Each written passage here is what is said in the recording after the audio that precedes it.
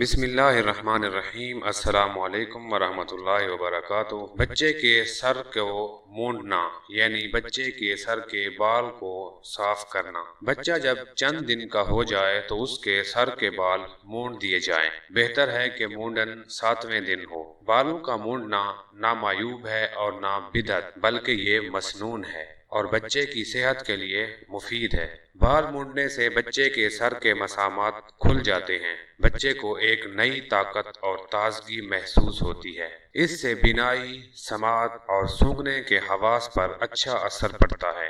یہ بال پیدائش کے وقت خون وغیرہ میں لتھڑ جاتے ہیں اور گندگی ان کی جڑوں میں بیٹھ جاتی ہے۔ بال مونڈنے سے وہ گندگی بھی دور ہو جاتی ہے۔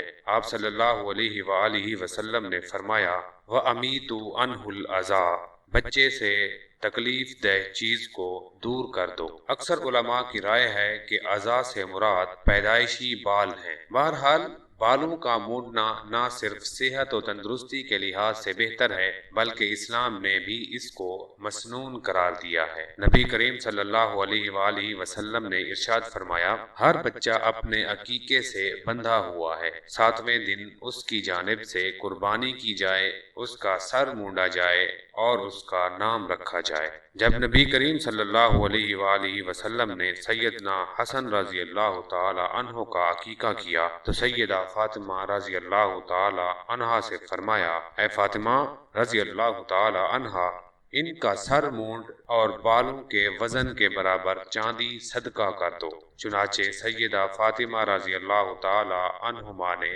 بالوں کو تولا تو ان کا وزن لگ بھگ 1 درہم تھا۔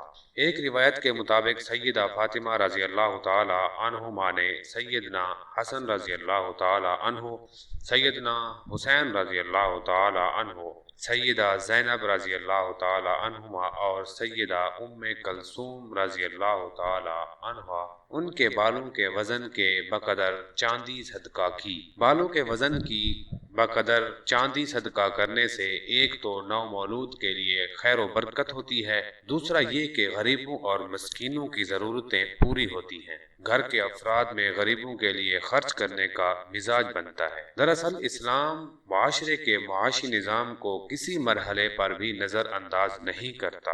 وہ غریبوں اور پسماندہ لوگوں کا ہر وقت خیال رکھتا ہے اور ہر خوشی کے موقع پر انہیں شریک مسرت رکھنا چاہتا ہے۔ اللہ تعالیٰ سے دعا ہے کہ اللہ تعالیٰ ہم سب کو اسلام اور قرآن و حدیث پر عمل کرنے کی توفیق عطا فرمائے۔ مجھے اجازت دیں، ملتے ہیں اپنی اگلی ویڈیو میں۔